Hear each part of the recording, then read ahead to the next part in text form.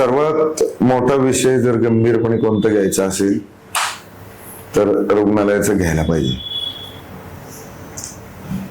तत्कालीन मुख्यमंत्री आदरणीय पृथ्वीराज बाबा चव्हाण साहेबांनी 2013-14 दरम्यान 81 लाख रुपयांनी हेड ओपन केले आणि त्या रुग्णालयाला नाव हेड ओपन करतानाच आम्ही सर्वानुमते श्रीमंत छत्रपती शाहू महाराज रुग्णालय म्हणून दिलं होतं.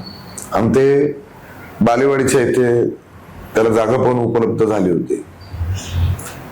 तर ते 800 कॉटचं रुग्णालय होतं. त्याची गरज अशी होती की आपण पुण्यात एक ससून रुग्णालय जर सोडलं तर मोठं रुग्णालय नाही.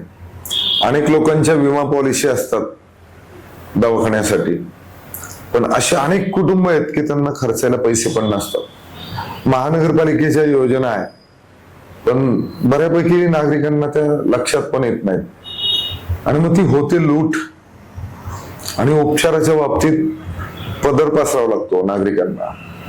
तर त्यामुळे त्या हॉस्पिटलची निर्मिती झाली असती तर बऱ्यापैकी तो प्रश्न संपला असता.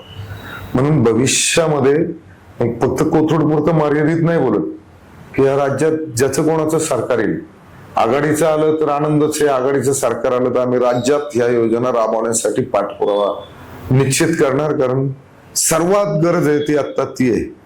उपचार मिळत नाही, पदर पसरावा लागतो. कोणत्याही कुटुंबामध्ये अशी कोणतीही घटना घडली तर त्याला वेळेत उपचार मिळत नाहीत. पैशाअभावी अनेक जणांचे त्या ठिकाणी प्राण गमवावे लागतात.